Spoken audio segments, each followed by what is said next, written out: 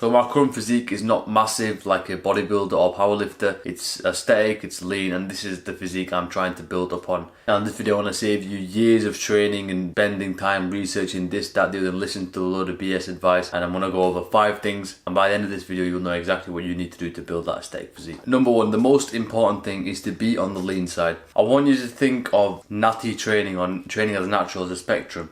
So you've got 2 extremes. You've got being extremely lean, wiry. This is minimal muscle probably you'll be at when you look like that. As the guy, pro bodybuilders are stepping on stage. And then you've got the high body fat guys who look big and swole but end up just being fat. As a natural, you can't convert all that size into lean muscle. What I would say is you want to be in the middle, but just to the lean side. From what I've seen, this is the most easy to maintain for me personally, and you still look good. You can wear shirts and it fits nicely, it's snug, and people can definitely tell that you train. Here's a few cues and a few tips that I want to keep in mind to know if you are on this lean side. So, the first is having some sort of vascularity. So if you've got that vascularity in your arms, usually it's a good sign that you're on that lean side, which is nice. Another thing is having minimal fat on your face. So if your face starts to get rounder and puffy, usually tends to mean that you're starting to hold bit too much or excess fat.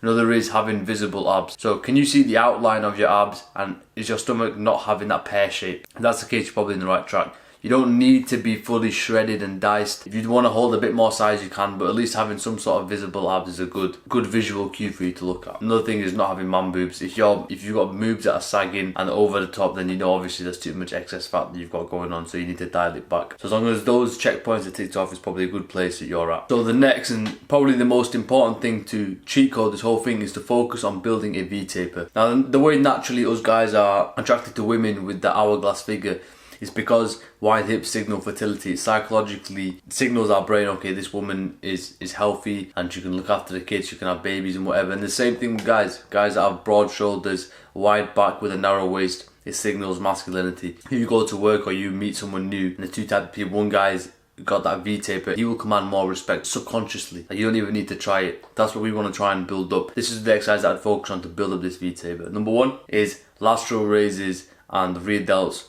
So these are basically the muscles on the shoulder. So you want to hit the side delts, which is going to obviously make the top of your shoulder look big. You want to hit your rear delts as well to complement that, so you don't look weak from the rear, because the rear delts are a massive part of your shoulder as well. It's very neglected. Another thing is pull-ups. Pull-ups is all-in-one back exercise. Loads of variations you can do, but even the standard one, getting good at that, getting to the point where you can do 3 sets of 10, nice, clean, controlled. This helps build up your lats, your traps, your rhomboids, everything gets hit with very good activation just from this one exercise. So you want to focus on building this. Another is some sort of pull over or pull down, and this is to isolate the lats. The lats is that wing muscle, the one where you see someone with a t-shirt and it's got like a Dorito back. That's what that is. It's an instant boost of V-taper basically. So you want to have an exercise where you can isolate the lats a bit more. The final is actually to build the legs with some squats, because when you start building your legs up and your quads get a little bit bigger, your waist looks slimmer as well. So you're creating that X frame. So this doesn't mean ignore every other muscle group. What I'm saying is apply more focus to these, so then you can see the most growth in the areas that we want, because we're aiming for this goal. I'll link a video here where I spoke about bulking, and you want to skip to the volume delegation part, because it will explain how to do this process properly. You want to hit these muscle groups at least 2 times a week to really maximize that growth, because that's what's helped me the most.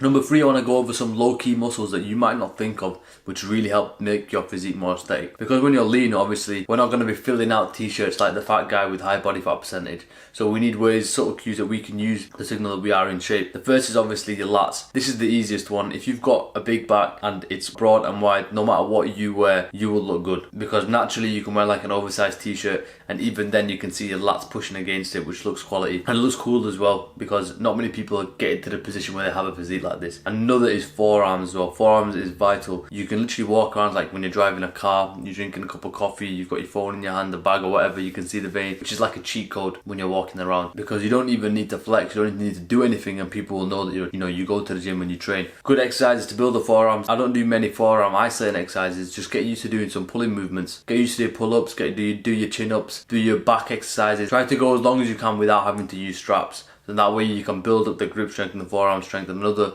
exercise is doing reverse curls as well. So instead of doing your dumbbell curls normally like this way, hold it like that and then do them as well, which is solid. The next step is to learning to cook some sort of food that you enjoy, that you can repeat. When we eat, our goal is is naturally to actually satisfy our taste buds. So if you don't know how to cook any nice food, the only way you can get that satisfaction is by going to junk and eating snacks. So spend some time, learn 2-3 recipes that you can cook very easily, breakfast, lunch and dinner, and just implement them. And then if you're ever away for a client meeting, if you're away for business, if you've got something to do, just go to a restaurant and get a similar type of meal, or just choose one higher in protein, and you can start to build up from there. Because I promise you, if you don't have any base knowledge of nutrition, it's going to be very, very, very difficult for you to maintain a lean and aesthetic body, because you don't know what effects food is having on your body. And the easiest way to understand nutrition is just by cooking yourself. Simple. The reason I very rarely get tempted to eat out and have junk food is because the food I'm eating already is enjoyable. I am enjoying eating my food as much as you would enjoy eating greasy food, but the results of both of those actions are very different. So a couple of things you can do: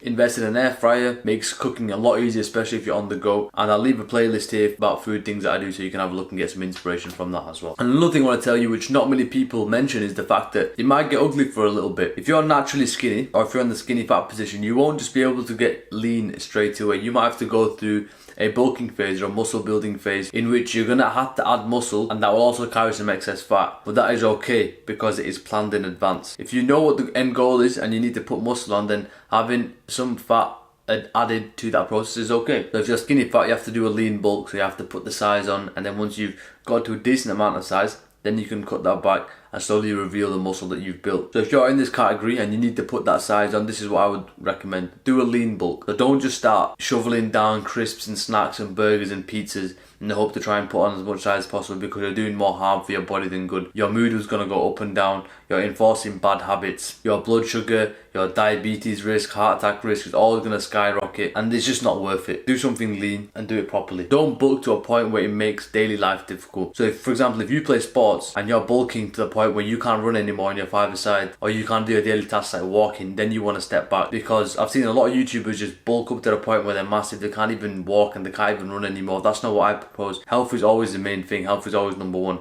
So you want to be doing it steady and doing it in a way which is manageable for your lifestyle. I want to give you a quick analogy as well. If we all want to get to Spain, the same destination of having a lean and aesthetic body, we can't all take the same route. Some people are going to be in the UK, some people are going to be in America, some people are going to be in Africa. We have to take a different path and a different journey to get there, but the end goal is still the same. So if you're extremely skinny, you might have to bulk for a while. If you're in the overweight side, you might have to cut. If you're skinny fat, you might have to lean bulk. But just remember what the end goal is. Don't be put off by the journey itself. Just keep the end goal in mind as you go through your steps.